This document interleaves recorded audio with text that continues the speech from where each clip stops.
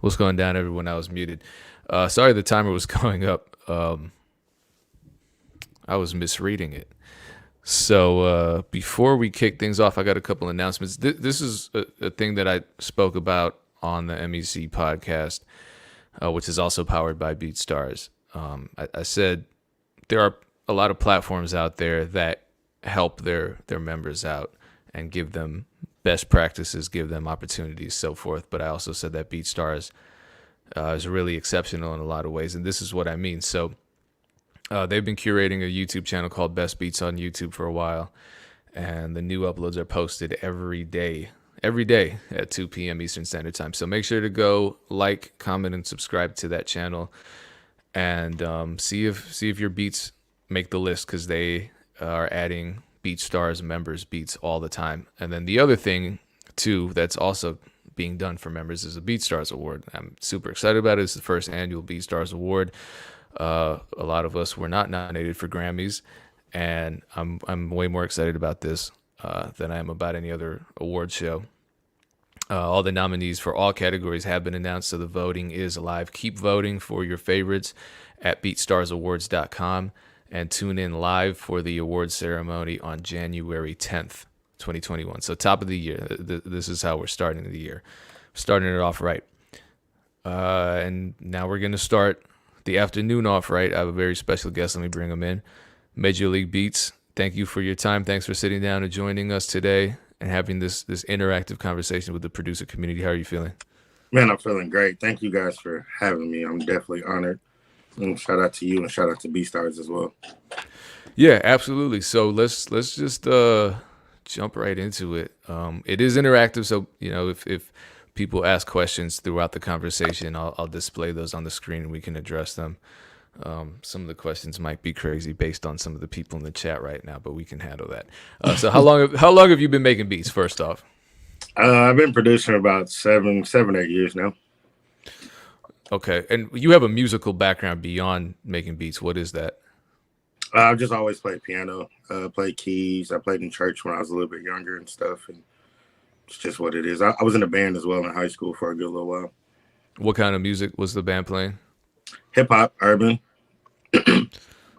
Where did you learn? Did you have formal training with piano, or did you just have mentors, or you just learned yourself? You self-taught?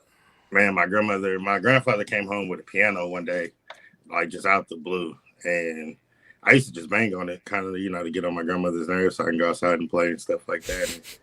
And it's like really hot in Houston, so like during the daytime it's like 100 degrees, you can't really go outside. And then it just started to make sense to me. Like I would just kind of doodle around on it a little bit. I'm like, oh, this note kind of sounds like this note, or you can do this with this note, and I kind of figured out the little things, like Mary Had a Little Lamb, Jingle Bells, Twinkle Twinkle Little Star, like that. And the rest was kind of history from there. I was like, oh, I kind of like this.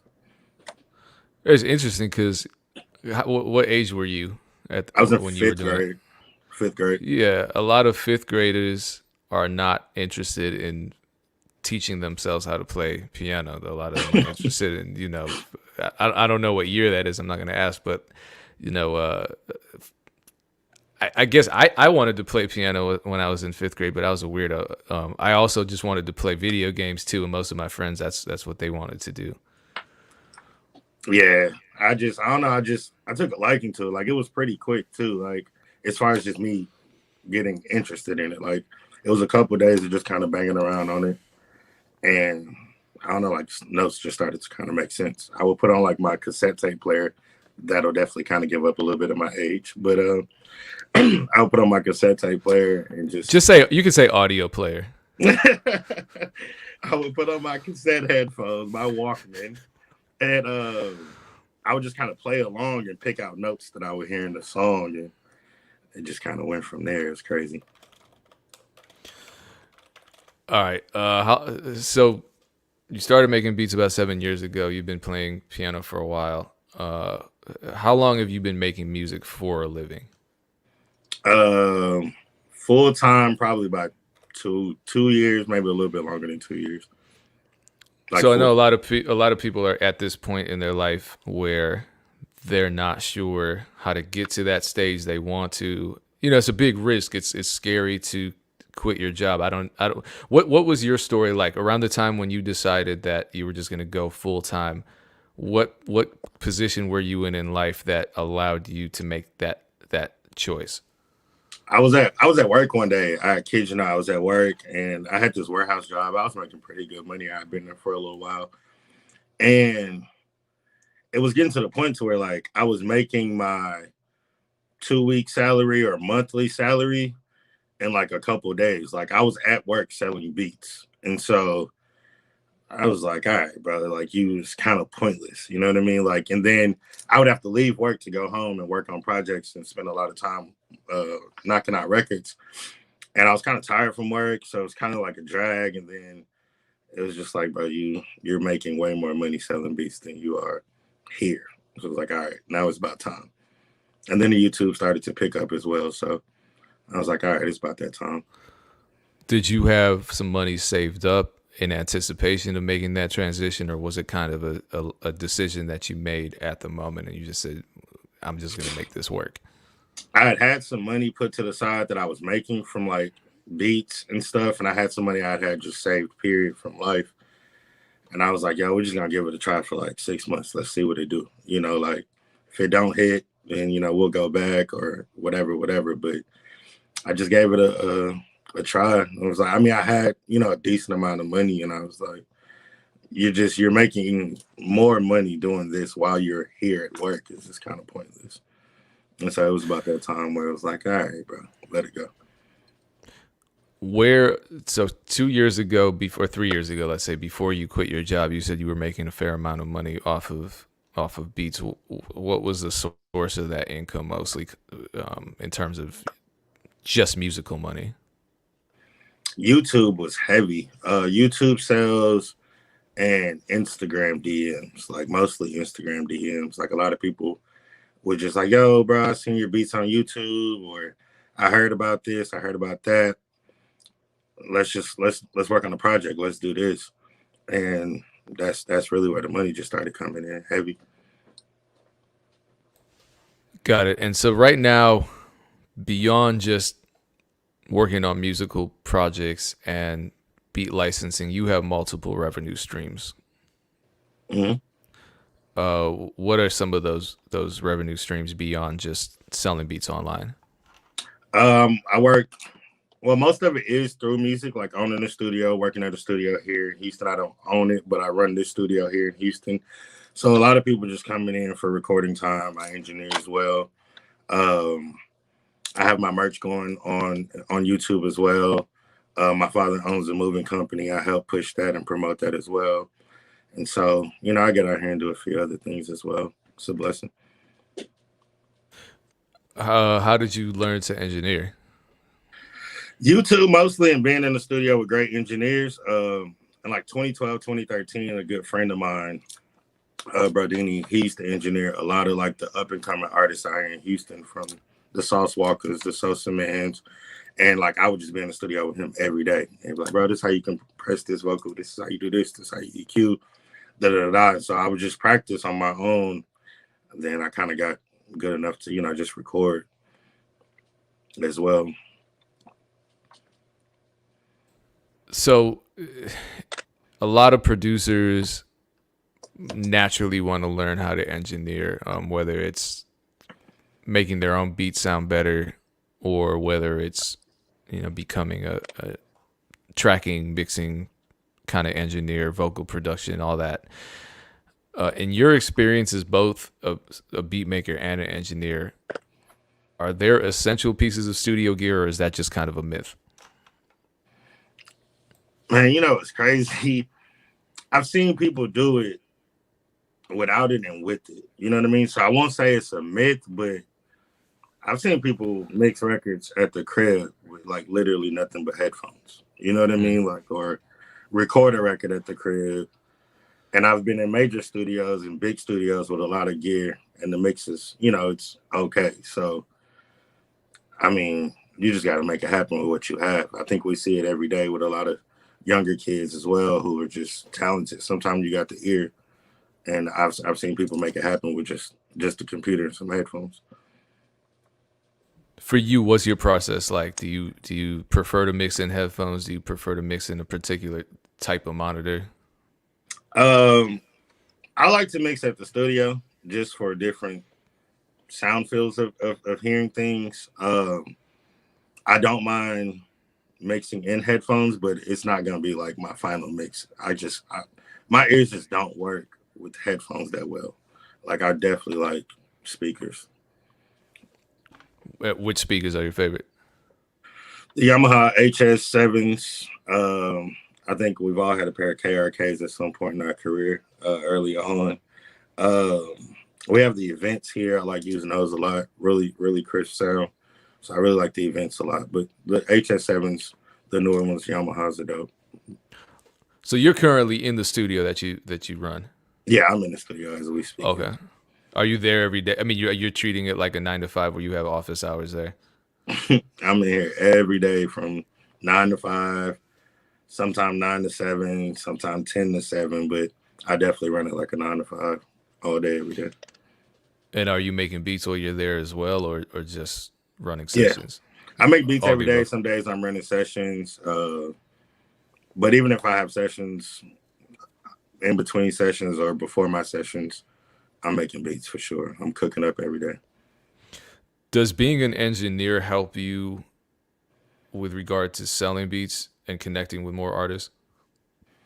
Absolutely connecting. I'll get people who come in here and just want to record, and I might be working on something when they get here, and they're like, "Yo, what beat is that?" Woo woo woo, and I'll, oh yeah, I produce too, and then I'll pull up some tracks, and it definitely brings more sales for sure, for sure, for sure. All right, we got a question coming in. Matt Perry wants to know what some tips you have for setting the vibe in the studio might be. I think like first and foremost, people just want to come in a clean environment and just feel like it's dope and it's clean and it feels good in here.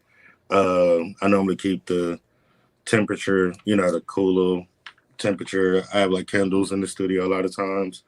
Uh, you know, just makes it feel good. Like these lights change colors. I'll set the tone of the room. It just feels like people comfortable when they walk in the room. Definitely, just kind of set the vibe. Now we got a bunch of questions in. So, from your experience, is sending beats to engineers to have in their stash for when an artist pulls up actually a thing, or is it just an urban legend? If you have a relationship with engineers, it definitely works. I have a few really good friends out in Atlanta who they'll be like, "Hey, yo, I'm working with so and so next week. Send me a pack." Or, "Hey, I'm working with so and so for the next 3 4 days. Send me some joints." Because what a lot of people don't know is a lot of artists do go in the lab and they'll just run through beats. "Hey, bro, pull up the beats that old boy sent. Pull up the beats that whatever you got. Pull this up," and they'll just go through till they find a vibe and then they'll record. What kind of advice could you give producers for networking with engineers and building that level of a relationship where they can send them packs for when they have upcoming sessions? Don't walk in the studio and ask them for that. Just build a relationship with them. Just vibe with them just on a personal level. I think that's the easiest thing with anybody in the music industry. Everybody is looking for something or trying to, piggyback, I would say, off the next person, or just looking for an opportunity. Just vibe with people. Like literally all my relationships with engineers have been just, I was there for something else. And, we just laugh and talking, might be talking about football, might be talking about people who just laugh. Like, last session was dope and just vibe. And then, like, "Oh, bro, what you be doing? Are you produced?" Whoop, whoop. And then next thing you know, you got a plug. Yeah, my very first big placement was through an engineer. So I feel like that's oftentimes the last person a producer will think of in terms of their networking. Absolutely. They're key. They're definitely key. Let me see if we have any more. Trill hitter, that's kind of a really vague question, so I'm afraid to ask it. So it's how do I get my beats out there more? Okay. I mean, if you want to take that, yeah, that's what I thought. If you can specify it, I mean, we're going to talk more obviously about that, and we're going to talk about your specific strategies and what's been working for you. Let's address the elephant in the room. Hopefully, we can talk about this. There's a clip of J. Cole in the studio recording one of your beats that got posted on Instagram. So it was public, right? I can talk Yeah, about this, right? yeah, it's Okay. cool. Okay, cool. Start at the beginning. What went down? What led up to that? So I'm in a group. I'm in a conglomerate with Tone P, who's produced, multiple platinum records for Wale and stuff like that, and Ross and a lot of other people. And like we literally just send packs back and forth throughout the week. And so we had just done a record with Miguel not too long ago. And I heard the beat again, and he was like, he kind of sent me like the little awkward face emoji. He was like, I might have something else for this. And I was like, okay, bet. And then I got that video and they were in the lab and I was like, oh shit, like it's crazy. So that was, and I sent it to you like personally. I was like, you the only person like I sent to directly. I was like, yo, Pain, look, bro. Like a kid. I was excited. No, you got to be excited for that kind of stuff. Otherwise, why are we doing this? Okay, so let's talk about the conglomerate / collective that you're in. Who's all involved in that? Does it have a name? No, it really doesn't. It's mostly quite a few producers from up in the DC area with Tone PR. And I think I just kind of bring that different sound from the group, from just being from a different place, different style of music, kind of just creates that good balance where it's like, we have the go-go drums, we have this pocket of music, and then you just drop these crazy melodies from the South and stuff, and it creates a really dope balance. So is it a lot of collaboration that's going on? Are you sending tracks back and forth and you're adding keys and they're adding drums, that kind of thing? Yeah, mostly I'm doing like a lot of samples or a lot of melody stuff, and then they're doing like drums, and we have a bass guitar player who just kills bass lines. Um, there's another key guy in there as well. He's heavier on the chords, and I'll just play melodies on top of the chords, or I'll lay chords, or something like that. And you've already had some successes with them. You've had some placements with them. Well, we just did the Miguel record. Probably Congratulations. That's pretty major. appreciate it. We did that a couple months ago, and then the Cole record, and we got a couple. We have two more records that I can't speak on, but they're in the play right now. So there's this conversation that is ongoing. That's really saddening, but you see it all the time with producers who are either asserting what they would do in a situation where there's a split. If I collab with somebody, I'm giving them 50-50. If I collab with someone, they're not getting nothing. If I collab with someone, they're getting 10% only because I did all the work. That talk. And I think it creates a lot of anxiety for artists and producers that haven't yet been in that situation, because it automatically puts all this pressure in their head about what's going to happen. Some hypothetical where, they work on a track with somebody and then it comes time to negotiate splits, and it's a whole fight. As a member of a collective, you're collaborating, you're finding success. What kind of compromise, what do you have? Do you go on a song by song basis for splits, or do you just have some kind of understanding that everyone sticks to, and it's consistent and there are no questions or hurt feelings?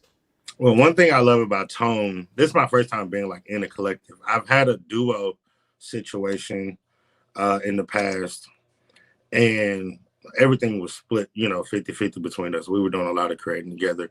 So that was automatic split. But when I signed with Tone, and it was just like a group agreement and stuff like that, like splits were kind of understood what it was from jump. Like, so I love the way that they set that up. You have a cool contract and everything that comes through, and everything's 50-50. Everybody, like if it's 5 of us, we're splitting it 5 ways. If it's 3 of us, we're splitting it that way. If it's whatever. So I love that. And Tone's really dope about that, because like I'll play something for Tone, or, maybe put it in a play where it could get placed.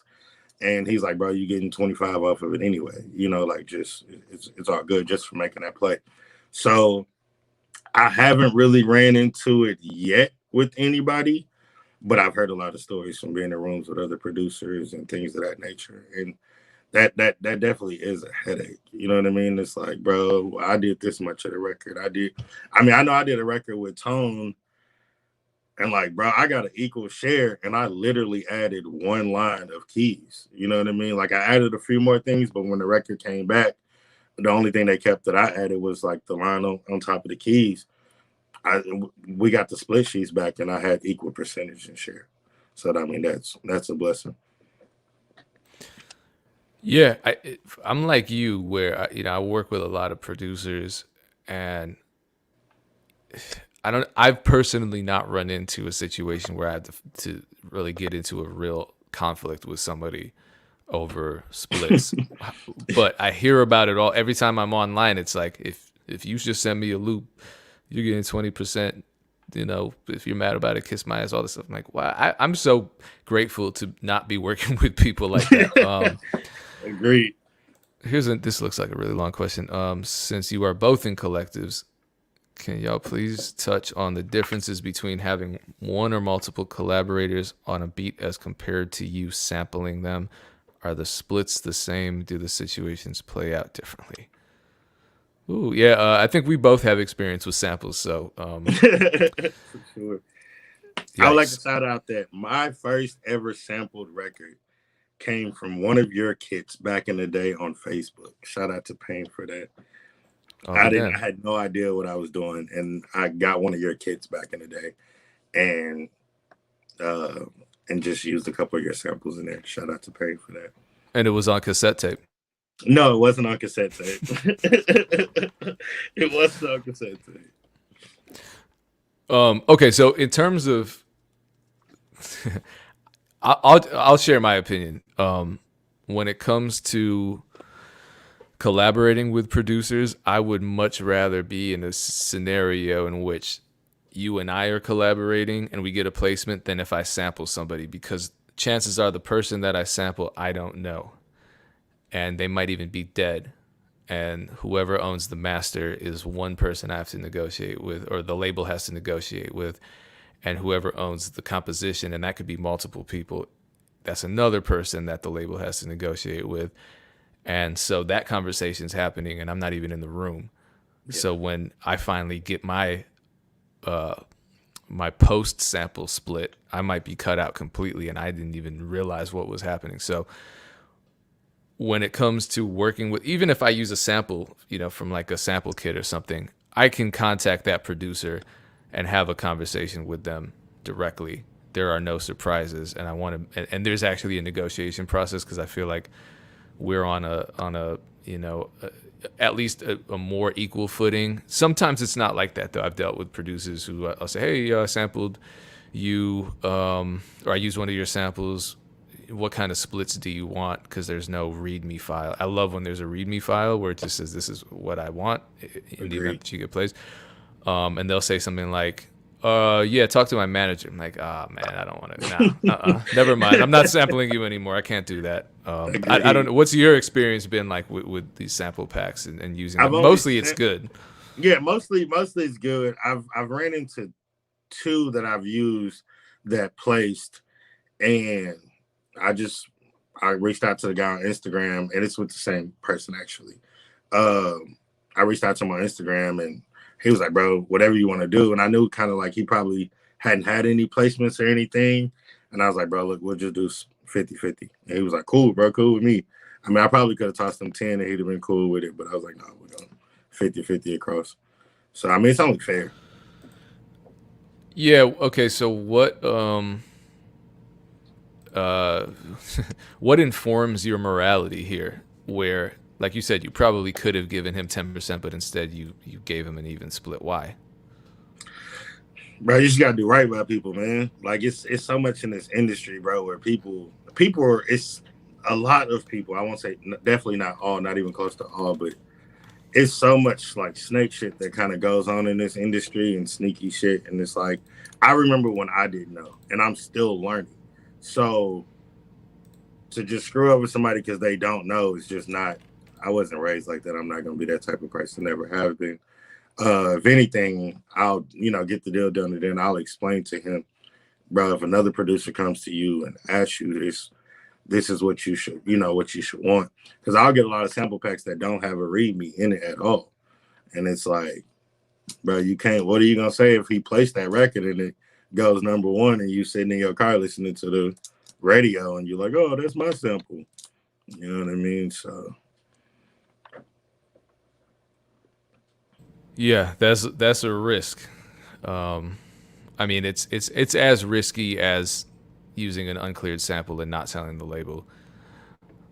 I would say maybe even riskier because I feel like culturally we in this culture understand sampling and not clearing samples is just kind of par for the course. It happens, but what we respect much less is cutting out one of our peers, one of our contemporaries, and it's unfortunate that I see a lot of that stuff happening, and just seeing it. Sometimes it blows my mind that there's a conversation that even entertains the possibility of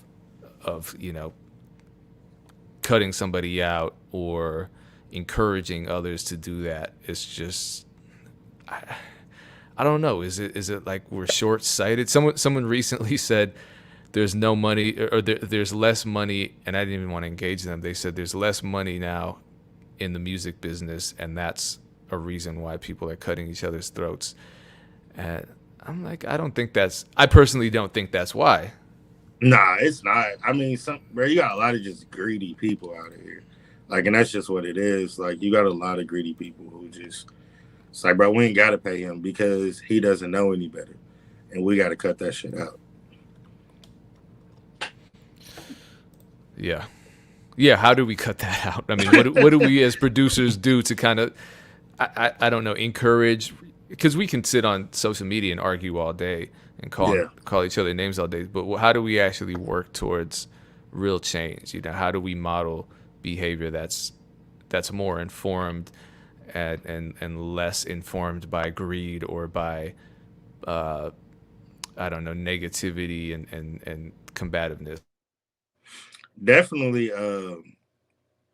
Everybody that you can possibly reach, and like you do on Twitter all day, you give a lot of game. Just more people like yourself and myself and a lot of others out there. Just everybody you can reach. Just give them as much game as you can, and don't.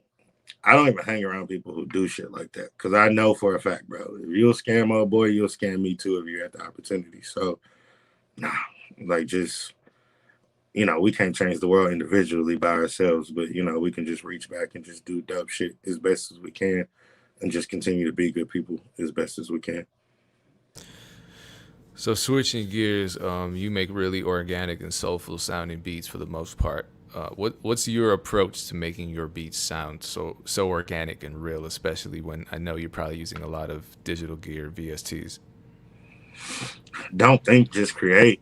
Like with the poetry beats and the R&B joints, I'm just not thinking. Like I'm just feeling the music. Like I'll figure out where the hook is, where the verse is gonna be, where everything is gonna go when I get to a point to where I feel like stopping and I feel like I have enough. But up until that point, I'm just vibing, get lost in the music. Picking up on that question, what are some of your favorite either virtual instruments or plugins? Um, Definitely a lot of Studio Link plugins. There's a lot of sounds in each one of those packs. I love like the OVO2, OVO1, OVO3. I get a lot of Vox sounds, like vocal samples and vocal chops from vocal runs 1 and 2, Omnisphere 2, uh, for the most part. That's pretty much it. And I use a lot of Logic Pro stock sounds. Like there's some dope stuff in there too, especially with the newer update of Logic. Some really dope stock sounds in there that I use a lot of. Yeah, I forgot to ask you what DAW you use. So you're I, a Logic guy. yeah, I'm a Logic Pro guy. Why'd you pick Logic to begin with, or did you try different DAWs before you decided on Logic? I had played around on FL Studio with like a friend of mine. He had it, but I had no idea what I was doing. I just couldn't figure it out. And I used to work at Guitar Center, and one of my coworkers was like, I used to make beats on keyboards all the time because that's just what I knew. I didn't even understand really what a DAW was or how to really do anything. And like my drums would be off when I would be playing on keyboards and stuff. Cause like there's no quantize button real quick. Maybe on some of the newer boards that are, but at the time, so I was just like, but it was just fun to me. And one of my coworkers at Guitar Center was like, bro, you should get a MacBook and just get Logic. And like it'll all make sense. And I'm like, whatever, whatever. So I did buy a MacBook eventually, and I got Logic, and I was like, yeah, this is the greatest shit I've ever done or ever seen. It was just crazy because I could play stuff and then clean it up real quick, quantize and put things where they were supposed to go. And shout out to my coworker because that's how I got on Logic. Yeah, I think we probably all have Guitar Center stories. I know my very first pair of monitors, which really elevated my production, was because of a Guitar Center employee. Here's a question. I might rephrase this a little. What would you do if you saw your content being used, whether it's a beat or whether it's a loop or something, and you weren't even aware of it? What would be your first step, I guess? All right. So I have a funny story about this, and this was this year. This was recently. So August Alsina did an interview on the Breakfast Club. And it was like right before his album. It was right before the big entanglement thing went crazy, haywire. And he was like, "Oh yeah, a new album coming out." Da da da da. So I was like, "Oh, I'm gonna go download the album." So there's like 3 songs before the album dropped that were available. There's a song on there called "Sincerely." Well, "Sincerely" samples one of my poetry beats from YouTube from 2 years ago. Like the video is still on my Instagram from 2 years ago. I mean, on my YouTube from 2 years ago. And I actually got the guitar loop from a guitar player named Kerry Marshall. And a lot of people might know him. He's pretty big on YouTube for the R&B guitar chords. And so I immediately hit him. Like I heard the song and it hit me. I was like, yo, this sounds like my shit. Like I know for a fact. And I have a lot of beats on YouTube. And this was like I said, 2 years ago. So I'm like, I know this is my joint. I know it's mine. And so I scrolled through my YouTube. I'm scrolling really fast. I'm like, yo, I didn't do it this year. Might have did it last year. So I'm going through like all my videos on YouTube. And I finally found it. I was like, I knew this came from my page. So I reached out to Kerry, sent him the song. He's like, yeah, this is definitely my guitar. This is definitely your beat. The snaps are in the same spot. Everything's still the same. So at this time, it kind of made a little frenzy real quick on Instagram. And we found the producer. He contacted his attorney. I contacted mine.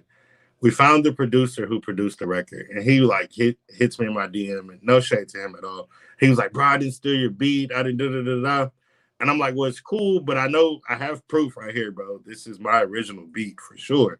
And found out that a company had sampled sampled one of my beats and added the guitar riff and my whole beat basically, and put it into their database as a sample for a kit. And it was like a guitar loops kit or whatever, but they took it from my YouTube. So we're still in like kind of like fighting with that attorney battles, and I have paperwork and contracts and stuff going back and forth. It hasn't gotten settled yet, but that situation happened right there with the Sincerely record on August Alsina album.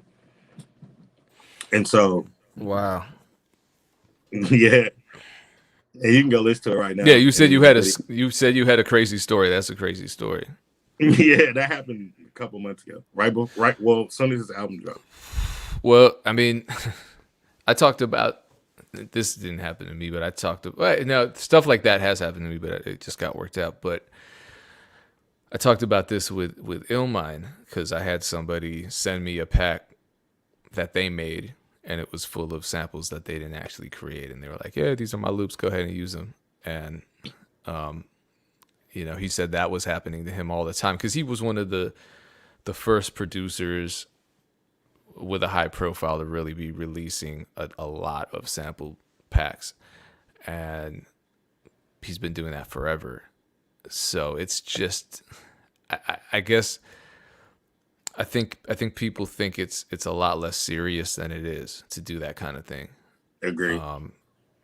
and so I don't want to scare producers away from using samples from these libraries that other producers create.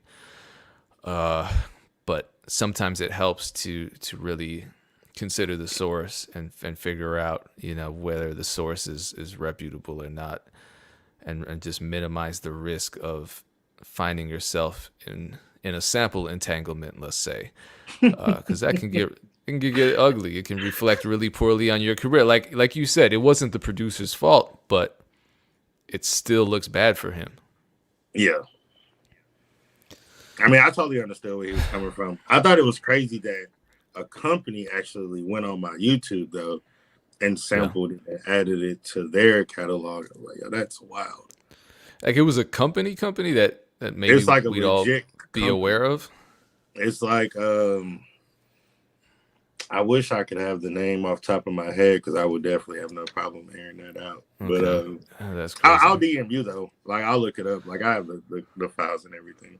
Well, yeah, I mean, I'd like to know, so I never ever get a kit from them. Here's a question about engineering. What are your thoughts on using these mastering services? Number one, do you engineer? Are you a master engineer? Do you master tracks, or do you focus more on tracking and mixing?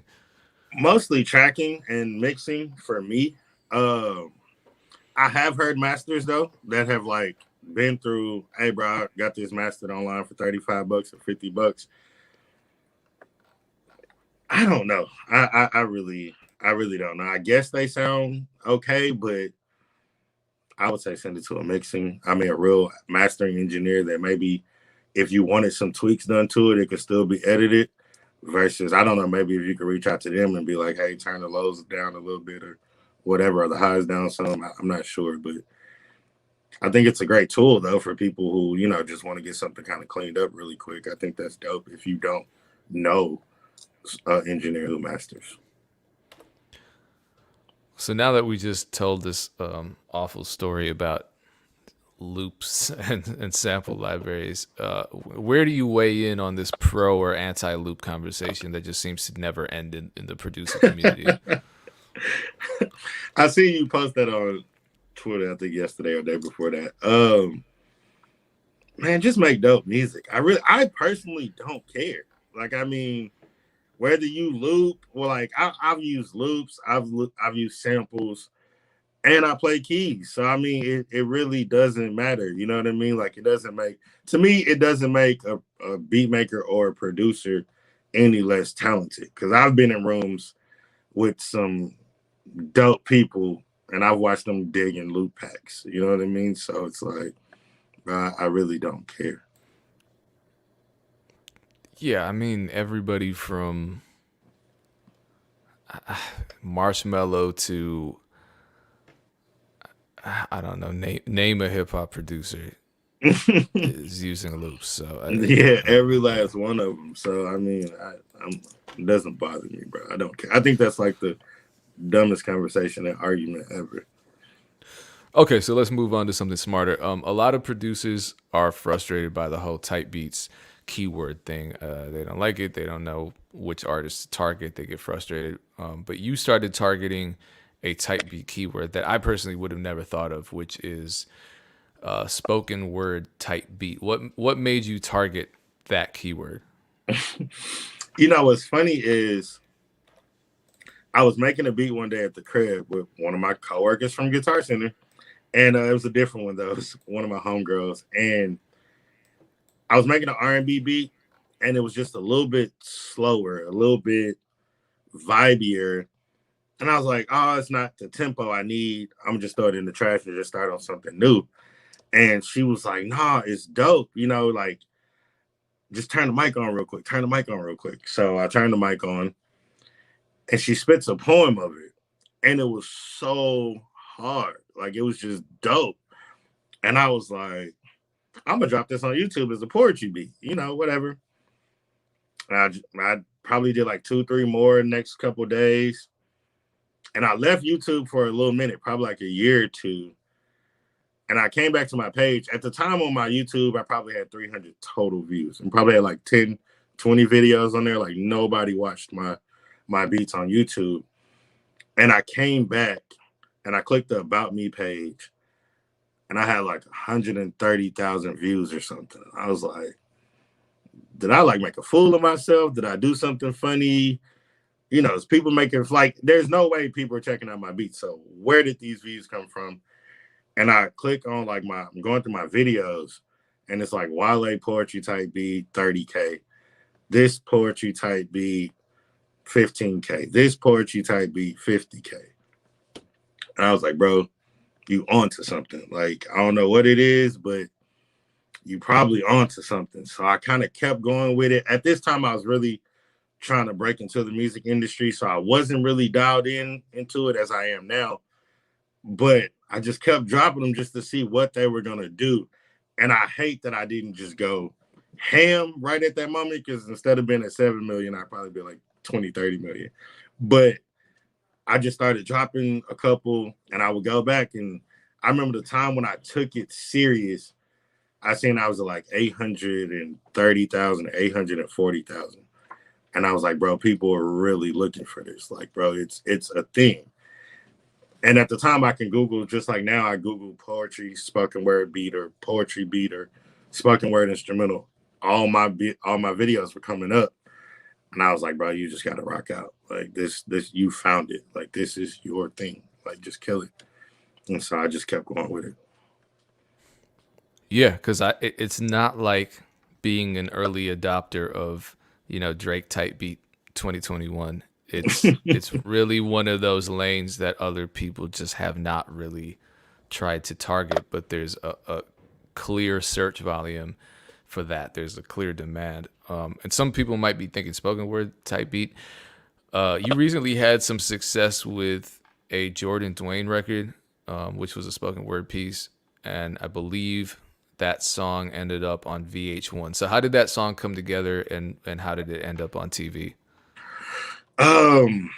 He's actually gotten on VH1 and MTV with that as well. Shout out to Jordan. We had been following each other on Instagram. It was crazy. And he had leased the beat from me.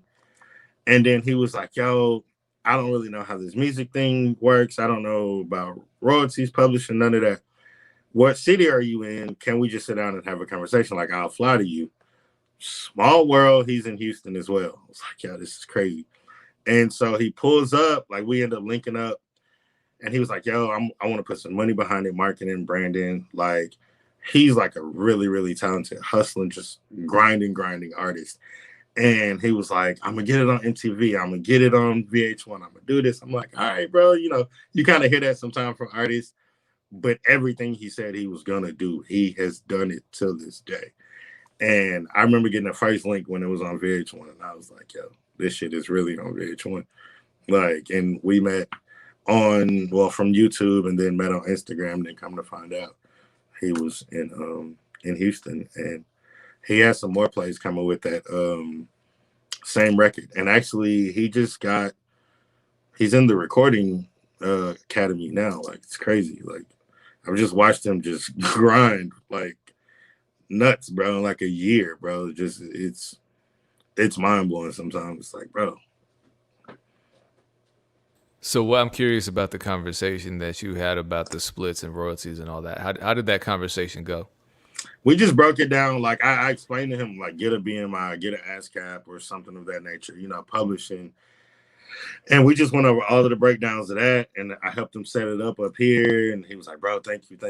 Like, I mean, he texts me every couple of days. We just have regular conversations and just explain to him to, make sure the music is, uploaded properly and cleaned and mixed and mastered and all of that.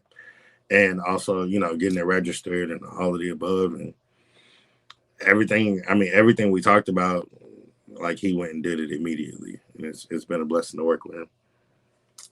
So today I read something that gave me a headache. It was in one of these producer groups where a producer asked, if I sell a beat exclusively, am I entitled to any royalties? And immediately a producer responded, no, you're not entitled to any royalties.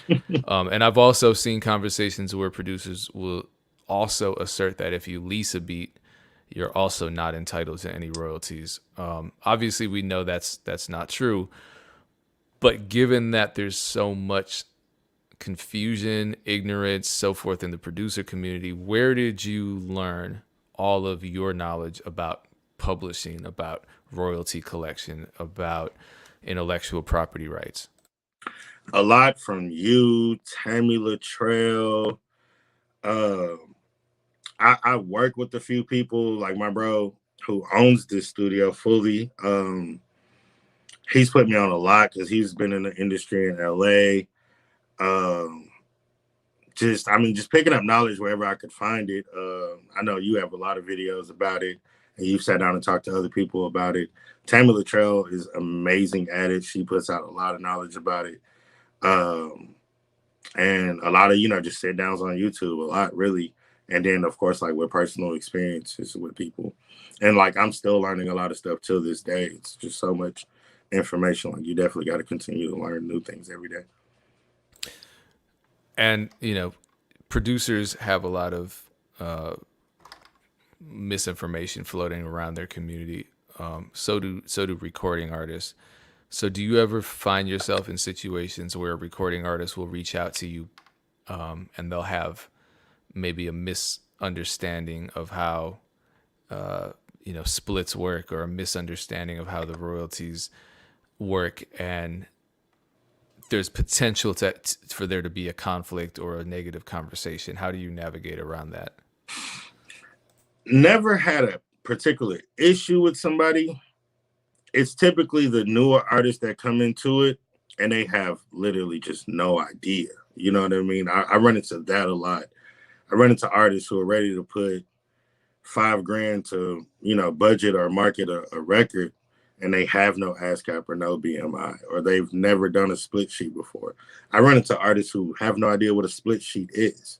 And so it's a lot of that where it's like, yo, FaceTime me later. Let's have a convo. Let's talk. Like, let me explain to you how this really works as best as I can, help you at least to kind of get you on the right track. And then, you can reach out for, maybe a higher level of understanding after that. But it's more so that, I don't think I've really had any bad situations. I had one with a poetry artist. It's crazy. I met her. She was in her dorm room, like still in college. We would FaceTime every day. And I started producing these poetry records for her. And like, she just kind of started to build a buzz off of like Instagram. Like when I met her, she had like 600 followers. And she dropped this record we did, and it shot to like 4,000 followers. And people was just reposting it. It was like the most organic marketing that you could ever ask for with a record, where people are just quoting your song and they're sharing it. So 8 months to a year later, she gets a deal. And so she had a record that I did that she hadn't paid for, but they wanted to put out. And I was like, what's going on with the situation? Where are you signed to? Like just kind of help me understand what's going on. And she just kind of shunned me like I hadn't helped you really build your career. I've produced every song that you put out. And it was like, I was like the little homie to her all of a sudden, like it was like, oh shit, really? Like, and so finally her label reached out to me and they was like, well, we just want to buy the song outright from you. No publishing, no royalties. I was like, I'm not doing that, period. Like, I'm not. Like, y'all can just not drop the song and we can call it dead or however you want to do it. But it was like literally her best song that she had to date. And they went back and tried to play some other things and it just didn't hit like that record was going to hit. And so we came to an agreement on the splits and my upfront money as well. But that was probably the craziest one ever, because it was just like, yo, you get signed and now you like big homie, you little homie me. It's like, yo, are you serious, bro? How many beats I gave you for free? Like, like that was probably like the craziest thing. Like, it was like, yeah, god damn. So in that scenario, was this an independent label? She signed indie under a major umbrella. Like, there's a major company that owns that indie label.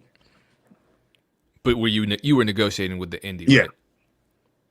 Yeah, because I can't see a major doing that because they just don't even want to take the time to try to snatch your publishing or anything.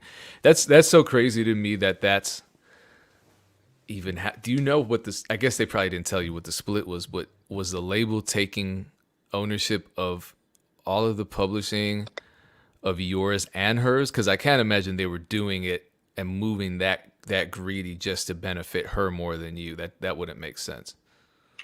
I'm not too sure. I don't really know how that worked, but it was just a real foul, ugly situation, and I couldn't understand why. You know what I mean? Like, I had literally helped her build her career from her dorm room to now you having lunch with Meg Thee Stallion and Rock Nation brunches and shit. And it's like, now I'm the little homie. Like, bro, I did all of your records up until that point. And it's like, I don't. And she wouldn't answer my phone calls no more. None of that shit. I'm like, bro, are you serious? Like, that was the craziest shit ever. Yeah. I've experienced that a lot, so I'm trying not to get sad all over again. But I mean, you stood your ground, and a lot of producers in that position might just say, "Man, whatever, I'll just take the upfront money, and they can cut me out." No. You didn't. Why? What was informing you to just say, you know what, this isn't even worth it. I don't want to get into it. And you potentially walked away from whatever thousands of dollars they were offering you. I knew it was more money later on to be made, but outside of that, of course, like, we're all in this for the music business. Like, this is a business. We definitely make money from this. But the record itself just meant more to me from the organicness of how we built it. Like, bro, she was in her dorm room when we did that record. And like, I was just more attached to the solitude of the music and just like, bro, I don't know what's her issue, or, okay, now you own. So it's like, yo, I'm big and I'm bad and I'm dope. But it's just, I'm not built like that. Like, the money wasn't going to move me. It was like, yo, if you want to buy it, like, we can talk that as well. But I'm definitely getting publishing on anything that you guys drop that I produced, period. Like, I'm not playing that game with y'all. Yeah. So back to back to the YouTube beats. You have a beat that went viral. It's about at 1 million views. Tell me about that beat. Why do you think that beat went so crazy? Man, me and you, we had this conversation when we had our talk. I really don't know. Like, it's crazy because like some of my biggest beats on YouTube or some of my larger beats on YouTube are not per se like my favorites. Like, I'll drop something and I'm like, oh, I know this finna hit. I know they finna love this. This gonna be it. And that joint hit 4K views and it just died. I'm like, really? And then you get one like that who's like, okay, y'all need to drop something. I'm finna put something out real quick. Oh, this cool, this dope. I'm gonna put it out. And then boom. And it's like with that one, I kind of watched it rise. Like, he got to like 30K and it just kind of died off for a second. Then it was at like 60 and 70. And one day I got a text and was like, hey, bro, you see that beat at like 500,000 views? And I'm like, which beat? It's like, bro, Find Your Smile is really, really growing. I normally don't go back through my beat videos. I'm not gonna lie. I drop quite a bit. So I kind of don't really go back and check. Sometime when I'm on YouTube Studio, I'll get to the section where it shows you like your largest beats for the month or for the year. And I was like, damn, it's at 500,000. And next thing I know is at like 750. I was like, yo, this might be my first video that actually hits a M. And I think you said it's at 9 something now, so it's probably gonna hit an M. I had no idea. I had no idea it was gonna do that. So let's talk about some of your popular YouTube uploads. Two of your most popular beat uploads are Summer Walker beat remakes. What made you start posting those remakes? It's funny is I like doing R&B beats anyway. Like that's my vibe. That's what I like to work on a lot of. And I was literally the first one I did was Girls Need Love Too. And I didn't think nothing of it. I definitely didn't think it was gonna do that. I was like, okay, people gonna probably use this and cover it or whatever, da da da da. And like I dropped it that night. Like I remade it. I dropped it probably like a couple. That one I did a couple days after. Playing Games I did that night. Bro, I did not expect that shit to take off like that. I mean, so many indie and a few major artists just like grabbed it. I was just like, put they, covers out and remakes of it. I was like, oh shit. Like it actually stuck. Okay, so speaking of that, those remakes actually opened some major doors for you and led to you getting placements. Tell me how making a remake of an existing beat led to you getting a placement on your original beats.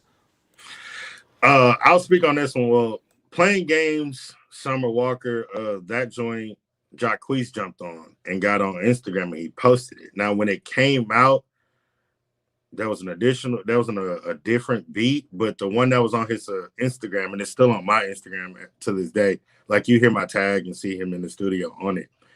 And that was probably like the craziest thing ever. I was like, yo, this is nuts. And like I said, you hear my tag and I was like, oh, this is crazy. But the biggest one to me personally was Breezy. She did Playing Games as well. And, I DM'd her and was just like, oh, thanks for using my beat, whatever, da da da. And she was like, yo, send me some more shit. And I was like, oh, shit. I was like, all right, bet. So I sent her a couple joints and she was like, yo, this is my number. Call me. Like, and I called her. She didn't answer. And then she FaceTimed me. I was like, oh, shit. So we FaceTime. And, bro, I'm back in LA, actually working with her tomorrow through next week in LA. So we've done probably 50, 60 records together, and it came from that remake right there. It's probably the craziest one so far. Damn. We're not gonna answer that one. I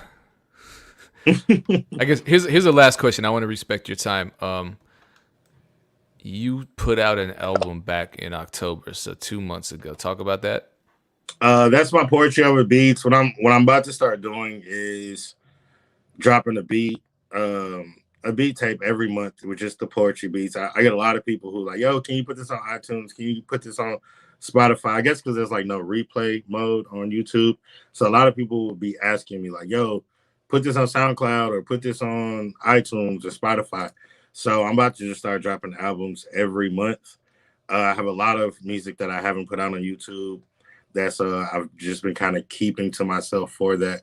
A lot of new dope albums about to come in. I know next year, I promise y'all, I'm dropping an album every month.